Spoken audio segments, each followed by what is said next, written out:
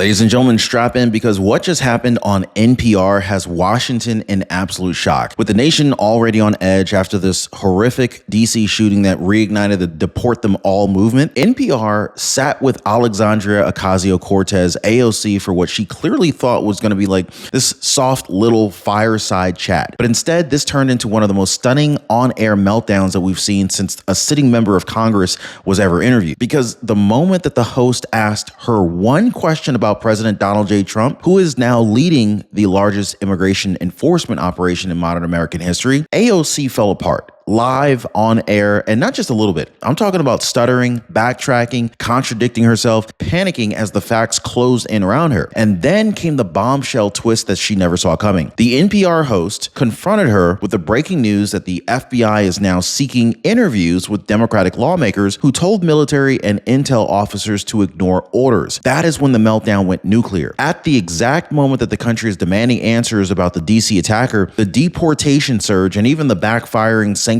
city crisis, this is the moment AOC chooses to lose control on national radio. Well, tonight we're breaking it all down for you. Don't move, hit the like button and subscribe. So let's get into exactly what happened the moment the microphones turned on. AOC strolled into the NPR studio, acting like this is just another cozy, taxpayer-funded therapy session with friendly media. You can see it all over her face. She's smiling, relaxed, settling in like she's about to deliver one of her rehearsed monologues about democracy dying in darkness or whatever she's workshopped on X.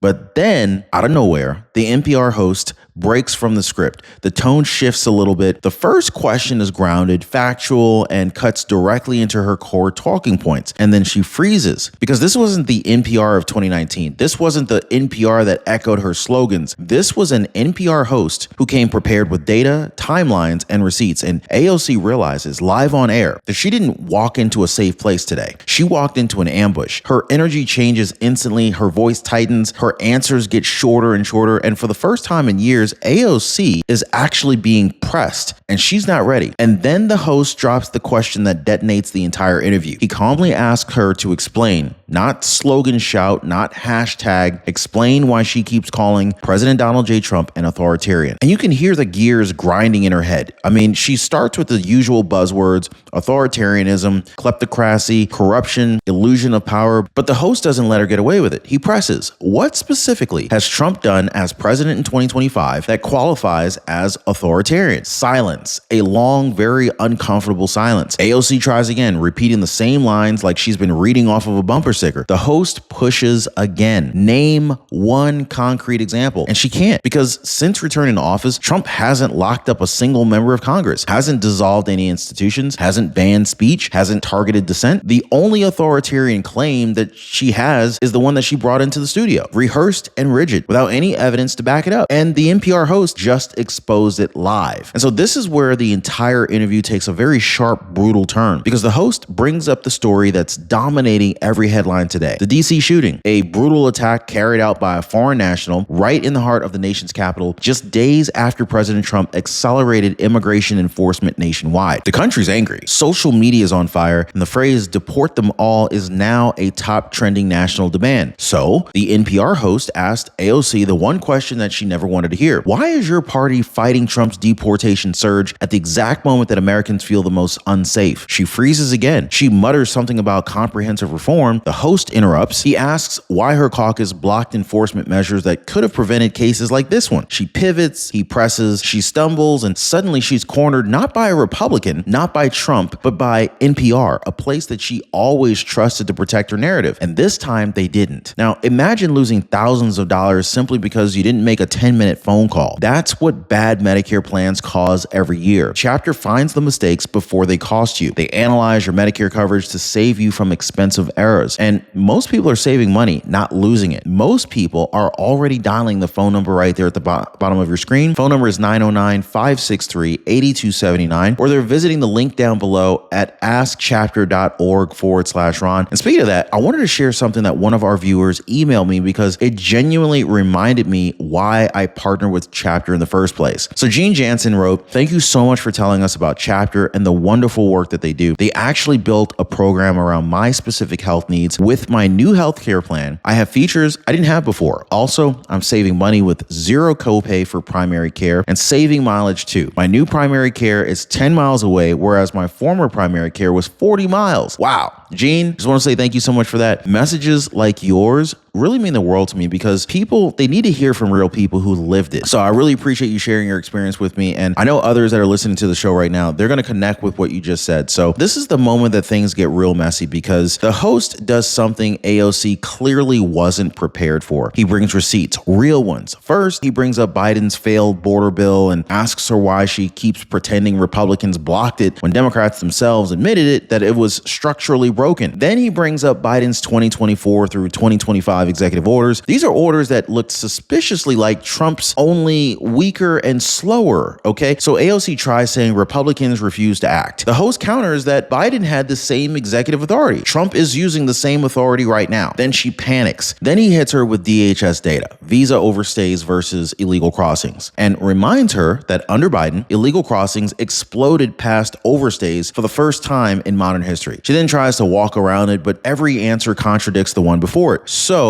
you could pretty much practically hear her scrambling to remember which talking point fits which crisis. And the tension in the room, it spikes as NPR exposes piece by piece. But, this just exposes just how thin her immigration arguments really are. And so just when AOC thinks that the pressure might ease up, the NPR host steps directly into the most explosive storyline of the week, the nationwide backfire from sanctuary policies. He brings up the chaos unfolding in New York City, Chicago, Denver, cities that are drowning under the weight of the migrant surge, cities where shelters are overflowing, schools are overwhelmed, and hospitals they're stretched beyond capacity. Cities that proudly declared no one is illegal, right up until the buses arrived in the tens of thousands. Now, the host quotes the headlines, sanctuary cities collapsing, local leaders begging for federal help, Democratic mayors breaking with Biden's old strategy. Wow. AOC, of course, tries to spin it as this humanitarian challenge, but NPR doesn't let her off the hook. They then push again. Isn't this what happens when a party refuses enforcement for years? She dodges, she pivots, she blames Republicans for weaponizing the issue, but then the host fires back. Or is it that your policies created the problem? And that's when AOC's voice starts shaking because the truth is unavoidable. The host pushes again. Why are working class voters leaving Democrats over immigration? Well, this is where AOC truly begins to unravel because the NPR host doesn't just stay on policy. He brings up the political earthquake that no Democrat wants to discuss. He mentions the polls, the defections, the shift among working class Black, Hispanic, and union voters. At once upon a time, the backbone of the Democratic Party. They're now flipping hard toward President Trump. So he asks AOC directly, why are the very communities you claim to represent abandoning your party over immigration? She tries blaming misinformation. The host interrupts. He cites union leaders furious over job displacement, parents angry about school overcrowding, neighborhoods overwhelmed by migrant drop-offs at 3 a.m. AOC tries saying voters feel anxious, but the host pushes back again. Anxious about what? The policies or the consequences of the policies? And AOC has no answer because working class Americans have seen impact firsthand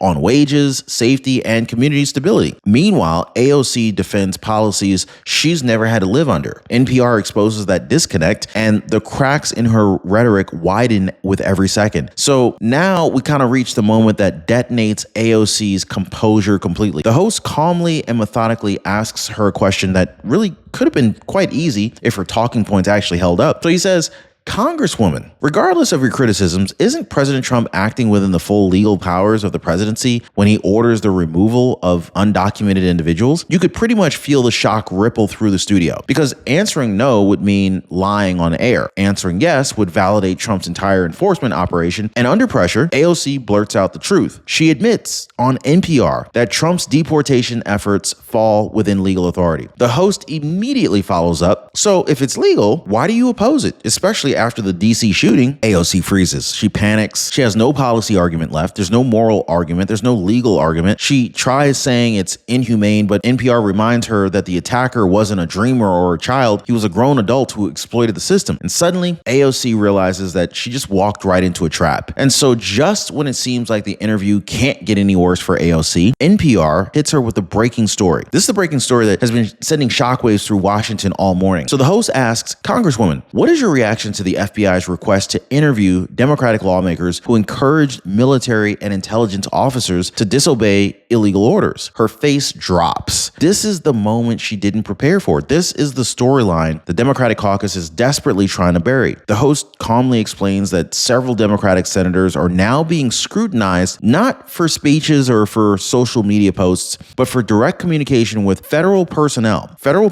who are urging them to resist the commander-in-chief. Now, AOC, of course, tries to pivot back to Trump, but NPR cuts her off short. But President Trump hasn't targeted any lawmakers. Meanwhile, members of your party are under federal review. Doesn't this undermine your claims of authoritarianism? Wow. AOC absolutely stumbles, talking in circles about context and democratic norms, but the damage is done. NPR just shattered their entire narrative live. And so this right here, this is where the walls finally close in on AOC, because after she tries, again, to paint Trump as some looming authoritarian threat, the NPR host does something absolutely devastating. He brings up actual examples of government weaponization, and none of them involve Trump. He lists them one by one. Peter Navarro, jailed. Steve Bannon, jailed. Conservative groups swept into mass investigative dragnets. Hundreds of right-leaning activists placed under federal review during the Biden years. DHS misinformation monitoring programs targeting churches and parent groups. Federal surveillance that spiraled beyond its legal authority. So then he asked her very calmly, if Trump really is the authoritarian, then why were all the aggressive actions taken under the previous administration? AOC had no answer because the host just did what most legacy journalists refuse to do. He compared her rhetoric to the actual record. She tries dismissing it as conspiracy, but NPR shoots back immediately. These were official prosecutions. These were real sentences. AOC visibly deflates. Her narrative doesn't match the facts. For the first time, the illusion cracks. And so now the meltdown becomes undeniable because the NPR host brings out the numbers, the cold, unspinnable data from DHS and CBP. So AOC repeats the old Democratic talking point that most undocumented people overstayed visas. But the host interrupts politely and says, that hasn't been true since 2022. Under President Biden, illegal entries surpassed overstays by historically large margins. AOC freezes. The host continues, reminding her that millions crossed illegally during the Biden years. Overwhelming cities, social systems, and law enforcement, that sanctuary cities had begged for relief, that governors across the South had demanded federal action and they were ignored. He asked her point blank, if visa overstays aren't the main issue anymore, then why are you still talking like it's 2015? AOC stutters, laughs nervously, tries to reframe the conversation, anything to regain control, but NPR doesn't budge. They stay locked in on the facts. Every attempt that she makes contradicts her last. Her arguments collapse on themselves, and the audience can hear it. AOC is out of depth, out of talking points, and pretty much out of time. And so now the NPR host moves into the territory Democrats fear the most, the political trap. So he brings up the latest polling from Arizona, Nevada, Georgia, Colorado, the states that Democrats must absolutely, without a shadow of a doubt, win in 2026 and in 2028. And he points out the one trend that they can't explain away. Voters in those states, they're turning toward Trump faster than at any point since 2016. Now, the host cites crime reports that are linked to border surges and cases in Phoenix, Reno, Aurora, and Atlanta that local officials directly tied to the breakdown of enforcement under the previous administration. AOC tries to say the data is being weaponized, but of course the host cuts in. These aren't Republican talking points. These are police briefings, mayoral statements, and statewide memos. AOC's voice tightens again because she already knows what the NPR host is really saying. The immigration crisis isn't abstract anymore. It's not a DC debate. It's hitting suburban neighborhoods, union work sites, and swing state schools, the exact communities that her party has been losing, and now they're gone. And so then comes the final blow that ends the interview and AOC's composure completely. So the NPR host, in the calmest voice possible, lays out the logic. Congresswoman, President Trump's enforcement surge is reducing illegal crossings. Biden's executive orders fail to do that. Cities overwhelmed under Biden are stabilizing now. Voters see results. Isn't that the simplest explanation, that one strategy worked and the other one didn't? AOC's panic is unmistakable. She tries accusing the host of echoing right-wing framing. But the host isn't quoting Republicans. He's quoting DHS reports that were dated this month. Democratic mayors begging for relief, and border state Democrats are privately admitting that Trump's policies restored control. AOC has nowhere left to go because NPR isn't attacking her. They're simply laying out what Americans already see. Trump's plan is working. Her party's plan didn't work, and her talking points can't survive contact with reality. The interview ends not with a mic drop, but with silence. This is the kind that tells you a narrative has finally collapsed.